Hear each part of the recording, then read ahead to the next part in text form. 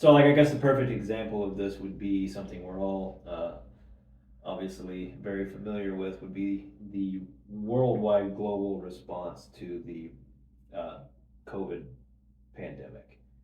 That um, I don't know, people are still trying to figure out as like who was in charge of this. Like Mm-hmm. this was so well organized. The response by pretty much every country on Earth was so like universally the same.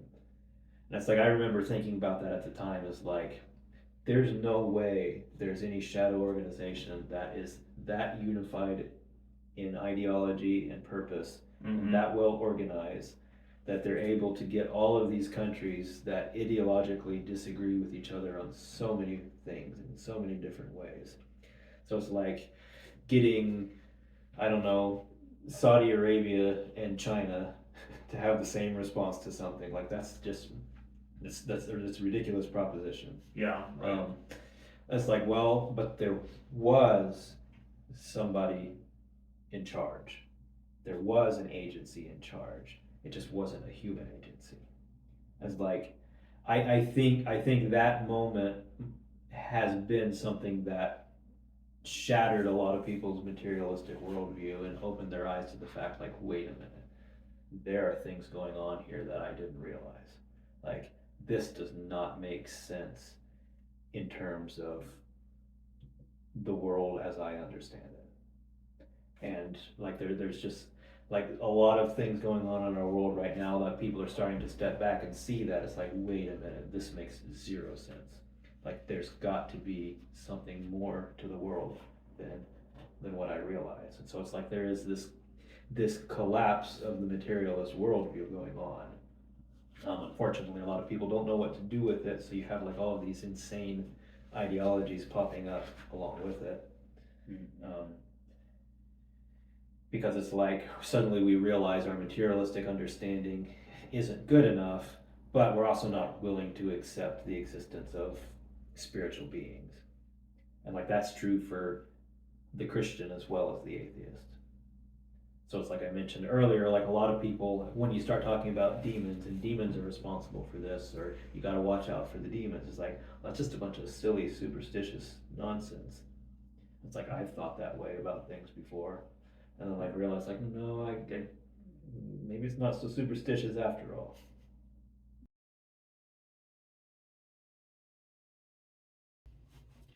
Welcome to the Sacred Life. I'm your host, Aaron Beachy, coming to you from Higher Ground Fellowship. And today we will begin a discussion on spiritual warfare.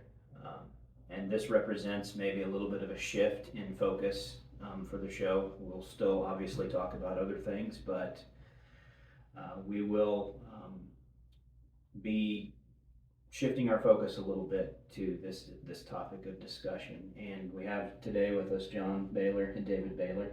And David, why don't you go ahead and introduce our topic here? Yeah, so I guess like Aaron said, we're going to be talking about spiritual warfare.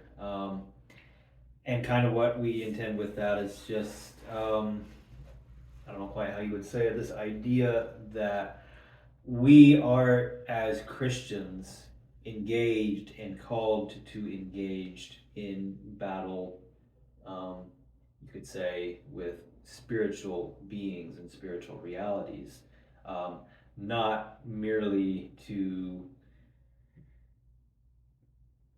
have, I guess, a a personalized idea of salvation or a theoretical idea of salvation, not like a casual, easy Christianity, but one that is active and you could even say militant against, well, against the enemies of God, which are not people but spiritual beings. So we're going to be talking about spiritual warfare, kind of what that looks like in the life of a Christian, what that looks like scripturally, how the early Christians especially understood that, but also going back with precedents in Judaism and so on. Um,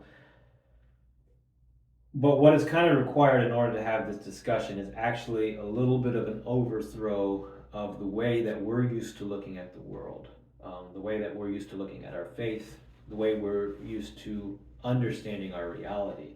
And I guess we're kind of starting off with the statement that our understanding of reality is incomplete, is insufficient. It doesn't equip us and prepare us for the realities that we face in our life. It leaves us ignorant of a lot of things that are going on, which also leaves us vulnerable.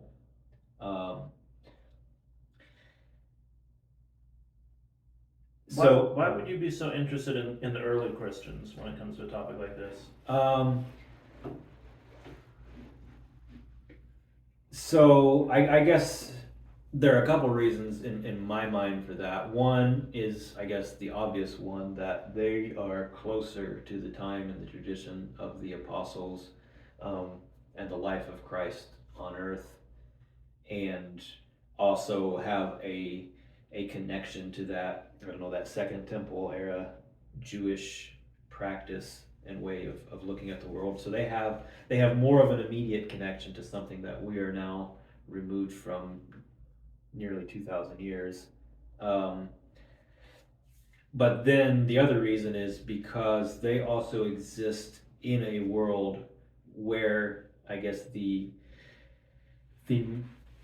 spiritual reality was obvious to them. It was on display right in front of them. They lived at a time when people openly worshipped demons, made offerings to demons, in a world that was ruled by demons and spiritual forces. And so they had actual experience with these things. In contrast to us, who live at a time where nobody's had demon cultic practices out in the open, for thousands of years. So we're very far removed from the fact that these things are obvious, I guess. So those are like the two main reasons to look, especially at the early Christians. They have connections to things that we're removed from, or we're ignorant of, or have become insensitive to. And so what would be wrong with a thoroughly modern person who's going to write about spiritual warfare? I guess the biggest thing I would say is that I, as a modern person, rather than pick on somebody else, I'm going to pick on myself. I, as a modern person, am not aware of what it is that I'm ignorant of. So, like, I am approaching this subject from an inherent disadvantage. I have been trained to think in a way that is materialistic. Like, that is, I look at the world as what I see in front of me, what I can define through observable science, what I can define through the law, especially the law of cause and effect. And so, like, that's all that I understand. That's all I've been taught to understand. That's all any of us know at this day and age. This is not what ancient people believed. So it's like, I see me or anybody else in my era having a severe disadvantage. We're so detached from this way of thinking, we've lost it, especially over the last 500 years in Christianity. And we're trying to reconstruct it, but we're kind of stumbling around in the dark. So explain a little bit, if you would, the flaws in the, I guess you could say maybe the ideology of cause and effect. Well, I guess I would say the biggest flaw I see is that it's ignorant of the fact that there's a whole nother layer of existence, of reality. Like, so it's ignorant of the existence of spiritual forces. So it's like, all I can see is that this person is experiencing this, and so it must be the result of, it must be caused by something he did. Like, this is the way that we're used to thinking about people. We see people with trouble in their life. That would be our natural way to thinking, well, it's like he must have caused it, or somebody must have caused it in that way. And it wouldn't occur to us to think that, like, well, maybe there's I guess you could say, an invisible third party. It sounds almost superstitious. Like, that's kind of the difficult thing in having these discussions, is it almost sounds like superstition to say, like, well, there's demons causing this. part of the reason I would say that. So, and like a demon causing something, this would be like a person that's running around causing things but is invisible and maybe has an invisible helmet. Yes, exactly. So it's like he's got a helmet of invisibility. No, that's not how demons work. So like if you go back to early church fathers, they would define demons as essentially being intellect. They would sometimes define them as being disembodied, but what they mean by that, or I wouldn't say disembodied, they would describe them as being bodiless. But they don't. What they mean by that is that they don't have physical bodies. So like they don't have bodies like ours. So like it's not an invisible person. It's something that exists, I guess, at a completely different level of existence than my physical body does. So it works in different ways, but being essentially intellect, it has tremendous influence. So when you mentioned the idea that the early church fathers looked at demons as kind of being representative of the intellect or whatever, something came to my mind, and you tell me if you think this is an example, a good example of what you're trying to describe. Remember the account in Scripture of the man who decided to tear down his barns and build bigger barns because it allowed him to basically, in his mind, have the world more by the tail. Yeah. And then it goes on to talk about how God came to him, or the Lord took him and basically told him, you have, allowed your, I don't know, your intellect or whatever you want to call it to dictate your life. And that's not the way it works. I don't know. I mean, I just, like, that's something that came to mind when you mentioned the idea of the intellect being representative of the demons is, Well, yeah. I guess I'm trying to put my thoughts and my response to that together. That I don't know. I guess you could say something there. Like, well, so we were talking in your education episode about, I guess, the arrogance of the intellect, or like this this idea of imposing an artificial reality onto the world around you. And I kind of referenced there how, well, that's basically how the early church fathers would have defined a demon. Is that like it's insane, it's disembodied from, like it's disconnected, I mean, from any sort of higher meaning and purpose. All the only thing it serves is itself. And it especially wants you to look at it, to pay attention to it, and to serve it, and to worship it. And we'll get into this discussion later about like what worshiping a demon can actually mean. It can mean, like we talked about earlier, to paganism, which is just blatant, outright worship of demons. But it can also mean something like paying all your attention to this idea or this thing, and in that way, you give it influence and power and control, and in a way you give it your body. So I guess like when we're talking about, like, I guess to rein this back in on the discussion of spiritual warfare, looking at this is what lies at the center of that. I guess our way of thinking is that there are all sorts of things out in the world that we're not paying attention to. All sorts of forces that they're not just allegorical. They're not metaphors. They're not something. It's not like some conspiracy of a group of people. It's like, no, these are actual beings with an agency and a will of their own. Something that always strikes me when people talk about some conspiracy is that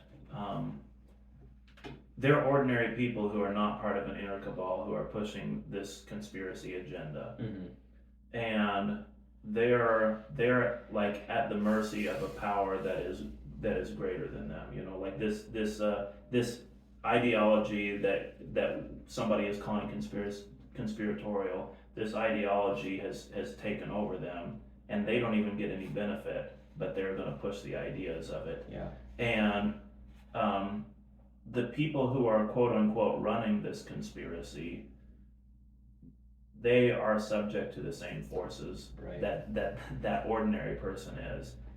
There's not somebody who is greater than the spiritual powers, who is like able to manufacture some kind of conspiracy. Well, it's like the question, like, do you have an idea, or does the idea have you? Mm-hmm. Like, who's actually in charge? Like, Yeah. Who is the originator of action here? Mm-hmm. Like, a lot of times it's actually the idea. Not exactly that the idea is what a demon is, but sort of. Yeah. So like, I guess the perfect example of this would be something we're all obviously very familiar with, would be the worldwide global response to the COVID pandemic. That I don't know, people are still trying to figure out, as like, who was in charge of this? Like, this was so well organized. The response by pretty much every country on earth was so like universally the same. And it's like, I remember thinking about that at the time, as like, there's no way there's any shadow organization that is that unified in ideology and purpose, Mm-hmm. and that well organized, that they're able to get all of these countries that ideologically disagree with each other on so many things in so many different ways. So it's like getting, I don't know, Saudi Arabia and China to have the same response to something. Like, that's just, that's a ridiculous proposition. Yeah. Right. It's like, well, but there was somebody in charge. There was an agency in charge. It just wasn't a human agency. As like, I think that moment has been something that shattered a lot of people's materialistic worldview and opened their eyes to the fact, like, wait a minute, there are things going on here that I didn't realize. Like, this does not make sense in terms of the world as I understand it. And like, there's just like a lot of things going on in our world right now that people are starting to step back and see that it's like, wait a minute, this makes zero sense. Like, there's got to be something more to the world than what I realize. And so it's like, there is this collapse of the materialist worldview going on. Unfortunately, a lot of people don't know what to do with it, so you have like all of these insane ideologies popping up along with it. Because it's like, suddenly we realize our materialistic understanding isn't good enough, but we're also not willing to accept the existence of spiritual beings. And like, that's true for the Christian as well as the atheist. So it's like I mentioned earlier, like, a lot of people, when you start talking about demons, and demons are responsible for this, or you got to watch out for the demons, it's like, well, that's just a bunch of silly, superstitious nonsense. It's like, I've thought that way about things before, and then like realized, like, no, maybe it's not so superstitious after all. Yeah. Well, and you know, you see people doing things that you cannot find a rational way to understand it. Mm-hmm. Like,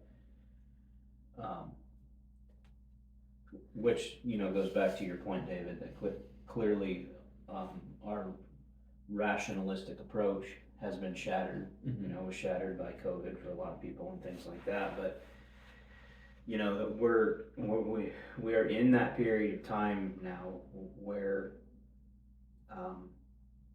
just these insane ideologies are manifesting themselves as a way to try to react to that, you know, reality that, well, the rationale doesn't work either, so we've got to come up with something to plug in that void.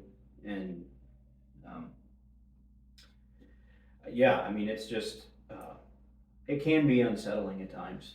Yeah. One thing we often fail to take into account even when we start to look at these things is how clever these spiritual beings, these demons, or devils, or whatever you want to call them, even gods. You can call them gods. That's how they're referred to in the Old Testament often. How clever they actually are. So an example would be like the transgender debate or the transgender ideology. It's like to people with a traditional worldview, it's very easy for us to look at that and say, this is definitely wrong and absolutely insane. And like they're obviously wrong. But yet there's something about it that we're just not quite able to shake off. And like those of us that look at it more closely, it's like there's something about it. Like I wouldn't say exactly that's right, but it's like it arises somehow from an awareness that there's more to your being than just the physical makeup of your body. And so it's like this is coming out of, I see it as coming out of this like this realization that our materialistic view of things is not real. But like in terms of talking about how clever the demons are, is that the response of the traditional Christian so much is just to go back to like just to collapse directly back into materialism. Just like our response to it is going to be, but your DNA is male and your bone structure is male, your chromosomes are male, your hormones, your whatever, like all pointing at just strictly the material aspects of the body. It's like that's what makes you a male. It's like kind of, but that's not a good enough explanation, and that's why you're losing this debate. Yeah. John, you have anything to add? Well, I don't know, not a whole lot. I think I'll just mention that the word clever, to me, all I'm really doing is saying creating separation of perspectives here, because to me the word clever, it assumes too much. It assumes like there is a way that the mind of a demon works that can be compared in some way to the mind of a person. Mm-hmm. And I don't know if what we call a demon is a conscious decision making thing that has cleverness, that has intelligence, or if it's you might say like a force. I mean, we could use the word spirit, and whether that implies like intelligence and cleverness and plotting and scheming or not, I don't know. Yeah, I mean, and that's a fair point. And like I'm not saying this from my own authority. Again, I'm saying like this is the witness of early Christians, Mm-hmm. how they would look at that. It's like it is something that has agency. You can't really think of it in human terms, but unfortunately we don't have any other reference. Partly the reason that I raise that as sort of an objection is just because if you're going to talk about demons, there's you might say like a very materialistic way of looking at demons, which is why I said the thing about invisible people running around. I'm not sure why they had invisible helmets too, but just the fact that like they had to have some way to be invisible.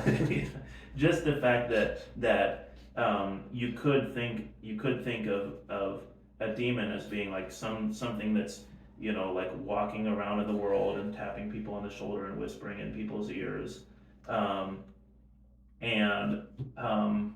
and you could also think of a demon as being an invisible force that's spread over the whole world. Right. Well, yeah, like we'll have to have some. I don't want to say that's the right model necessarily. That an invisible force that's spread over the world is the best way of conceptualizing it. But there are different ways of thinking this, and I do want to create like enough of a division that says if we're going to talk about demons, then we're not talking about, like, and I hate to belittle this, but we're not talking about red people that are running around. And I say, like, I hate to belittle that, because if you're going to visually represent them, then you have to choose some way of visually representing it, and you have to use it. You almost have to use a human form to represent something visually. So if you're going to have a painting of a demon, then it's gonna look something like a human, probably. Yeah, so it's like, the Bible has several different ways, and so does ancient pagan culture. Oftentimes it's as some kind of bizarre hybrid of animals and humans. Mm-hmm. Like that's what a pagan depiction of a god is. It's a depiction. It's how the ancient people conceptually understood the body, the representation of a demon. Mm-hmm. So like sometimes they're like people, sometimes they're like animals, sometimes there's some kind of weird hybrid, like especially if you're thinking in terms of Egypt or Mesopotamia. Mm-hmm. Like sometimes they're also like stars or constellations of stars or things like that. So like there's all kinds of different ways historically. I think I'm okay in saying don't represent them as red little men, because that sort of representation comes from well after the point where we in Christianity had lost any connection to what they actually are. So it's sort of like an underestimated representation of what demons are. It's but like reducing Gustave Doré's illustrations of Dante's Inferno, man, they're pretty rich. They're not red because there's no color, but the big bat wings on the mostly human-like figures. Right. Well, it's like Dante's Inferno is like worth bringing up, because it's like that's written at the period, like basically at the moment in history where we are losing this understanding of things. And like some we have a hard time saying which side of the divide Dante is actually on. Some people say he's like the dying gasp of it, and other people say like no, he's the one who sets forth the modern way. Yeah. So it kind of depends on how you want to interpret him. Unfortunately, for us, he's the latter one, because that's how we interpret it. Whether that's what he actually wanted is up for debate. Anyway, it's important to note too. So, like, the demons have an agency and are clever. I think this kind of came up as well. Like, okay, we talked about an invisible force. You could conceive of a demon as simply being an idea, or an ideology or a set of beliefs or something like that. And again, like, maybe that's not the best way of conceptualizing it, but that's one way of looking at it. And I like that better than I like thinking of a being that's running around, like, that's material but yet invisible. Right. Well, it's like it can't be limited to your representation of it as a physical being. So it's like pagans would have understood that their god is present in the temple where their idol of it is, and it's there when they're making their sacrifices and offerings to it. But that's not the only place it is. It's not limited physically in that way, because it's not a physical being. And its body is not a physical body. Like, I know this is kind of all confusing. Well, I'm mostly, like, again, I raised this because I asked you the question early on, why the early church fathers or the early Christians, why those and not the modern people? And partly is because when I've been around people who are interested in talking about spiritual warfare, spiritual entities, demons, angels, then often it comes across as something that's very materialistic. Yeah. That's like we're trying to take things that the Bible says and fit them into a modern scientific worldview.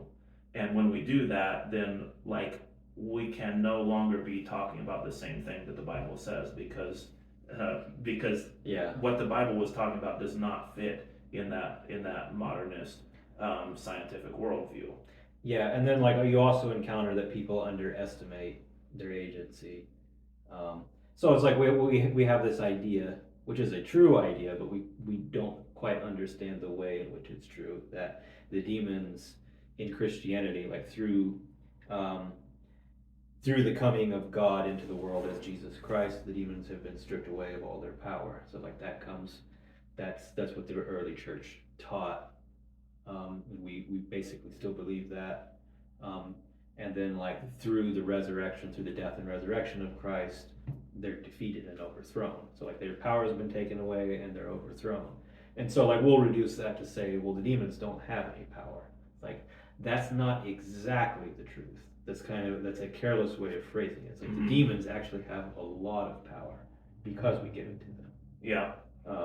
I'll make one other comment. I'm sorry I'm going to change the subject off of that a little bit. Well, that's fine. That's good enough. When I would hear this kind of discussion about spiritual warfare, and you look at what the Bible would have to say about demons, and I guess what vaguely I knew about what the church had to say about demons, then I would say like, yeah, I can see how kind of all this stuff in the Bible makes sense, but then Paul says that we're fighting against principalities and powers, and the church says that that's demons, right. And I don't understand how that can be a demon. Right. And then now in my life, then I look at that and I say, man, that's what a demon is. Right.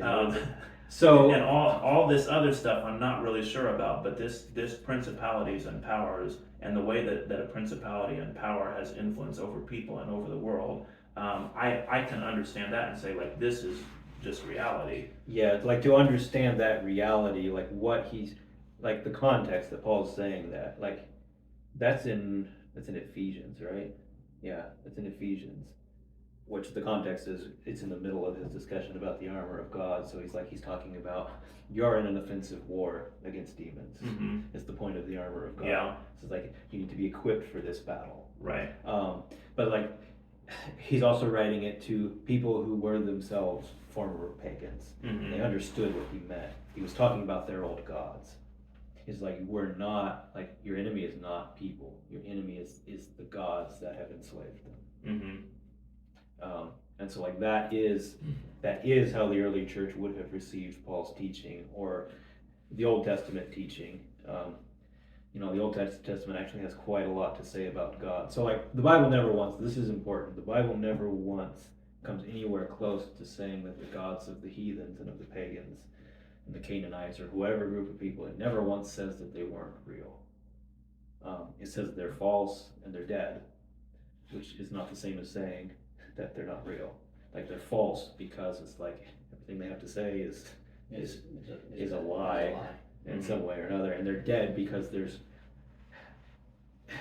it's sometimes they're separated from God. It will there are lots of ways that the Bible will mock the pagan gods, but what I had in mind in particular was like like calling a god a piece of wood that can't speak, calling an idol, something like that. Right. And something like that sounds like it's fake. Like it's saying that it's not a real thing. Like how the early Christians would have understood that and how the Jews would have understood that, it's like it's not saying it's fake, it's saying compared to God, your God is so weak. It's so small, so powerless. Like it's mocking the impotence of your God when compared to God. Anyway, so like reining that back in terms of spiritual warfare, it is kind of actually important to define what we actually mean by that. Because the spiritual warfare as defined in the Bible is not primarily a personal battle, but it's the mission of the church is like to actually go out and do battle against the enemies of God and overthrow them and take what they have claimed as their own and claim it for God and for Christ. So it's like this is actually what's intended scripturally in the idea of spiritual warfare. And like there's kind of like with that, it's like, okay, if you're doing that, understand that they're going to fight back. So like things aren't always going to go great with you because you're at war with demons. But like also understand that you have on your side the angels of God. So it seems like if this represents a shift in what we do in this program, then part of what we will be trying to do is identifying where do the principalities and powers have dominion in this world, and how do we free people from that? Right. Yeah, that's a good way. How do we free people? Sometimes even ourselves. Like we'll find as we explore this topic, it's like, wait a minute. Yeah. What have I been doing? Yeah. What have I been listening to? Like, what have I been consenting to? Yeah. And so I guess like those are I guess the two major goals, to see that in myself, those like wait a minute moments, and then like also see is like like reinterpreting the mission of the church, reinterpreting the idea of evangelism, and the Great Commission of Christ, like not as like going, like preaching the gospel does not mean going and converting people to your denomination or going and saving souls for Christ in the way that modern evangelists mean. Biblically, and to the first Christians, it means going to the strongholds of demons and declaring to them that Christ has risen from the dead and overthrowing them. So like the way the early Christians would have understood the Great Commission, we should probably just have a discussion on this topic sometime, but I'll introduce it real briefly. The version in Matthew is, go ye therefore to all nations, baptizing them in the name of the Father, Son, and the Holy Ghost, teaching them to obey all things that I've commanded you. Something like that. Not sure if I quoted it perfectly or not, but they would have understood the go ye therefore to all nations. The Greek word there is ethnos, which does not refer and cannot refer to individual people. It refers to a nation of people, a group of people. And like they would have understood what Christ is commissioning the church to do is to go to the nations, which in the Old Testament context, the nations are a group of people that are under the authority of a prince in the Old Testament sense being a demon. So going to them and baptizing them. Baptizing means casting out the demon and redeeming it for Christ, redeeming it for God. So like they would have understood that and said, once you've done that, once you've cast out the demon and reclaimed this nation as God's, then you can teach them and make them disciples. Yeah, I think I don't want you to develop that idea very fully right here in this particular talk. As far as but just because you equate baptism with casting out of a demon, that seems a little extreme. But I would just say like, okay, that's a larger scale than the individual baptism. Yeah. And what is happening is that prince is dying. That's what I mean. Baptism is death. Mm-hmm. And so there's an old man that's dying here, and then there's a new man that's being put in its place. Yeah. So again, I don't want to try to deal with that idea. Yeah, well, we won't develop that any further. That's a good thing to hang out there to like get people suspicious. Yeah. Yeah. So, but I think that's very important. Like when we're talking about spiritual warfare, to understand it in that context. And then there's another thing. I think this would be a good thing to kind of wrap up with. The early Christian concept of the plan of salvation involves the fact that the demons did not know about it. And that's kind of why prophetically in the Old Testament it's there so cryptically. And like when it happened, it caught everyone by surprise. And so like what you would see is like at the birth of Christ in Bethlehem, the angels were surprised. And their proclamation was like, wait a minute, like this just happened. Like we weren't expecting that. And then, and you see that continued through the whole life of Christ, is that the devils didn't know what they were up against. And like even when Christ encountered the unclean spirits, which by the way are probably not the same as demons. I don't know if that's true or not, but it seems likely. When they encountered him, they're like, surely it's not time yet. Like that's essentially their response.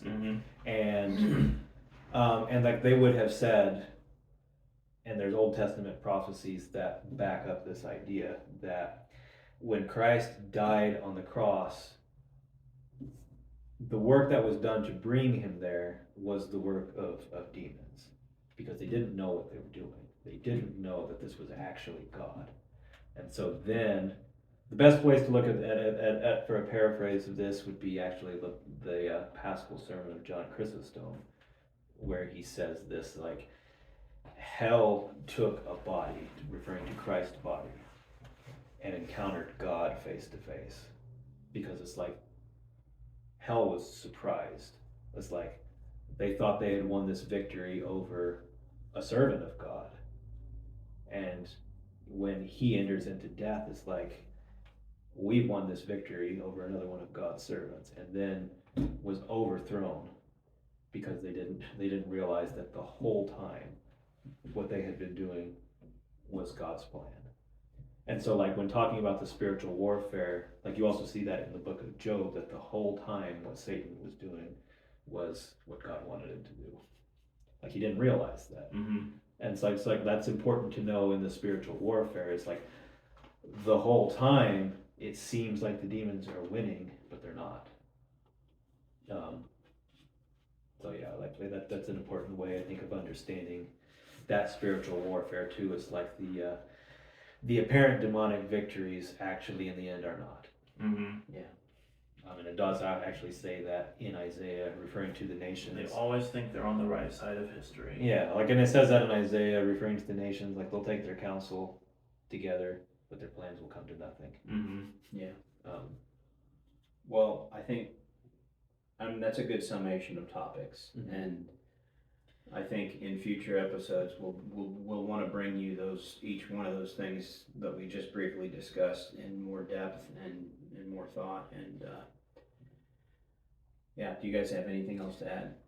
Yeah, just there's probably a lot of things that are bold claims that probably, I don't know, might have even thrown out some red flags in people's minds, but if they did, good. Get your curiosity or your indignation or whatever it is. John, anything else? I'm good. Okay. Well, as always, please leave your comments and thoughts down in the comment section, questions as well. This is not meant as something that we're declaring to you that this is absolutely the way it is. Like David mentioned, this is the idea to get us to think about things and really consider things. Yeah, and I think it's worth on that note noting, like, I'm not trying to present my own teaching or my own idea. Rather, I'm trying to represent, like, here's what I find in the witness of the earliest Christians on this subject. Right. Because I think it's valuable. Right. Okay. Well, thank you for joining us again today, and we wish you peace in Christ.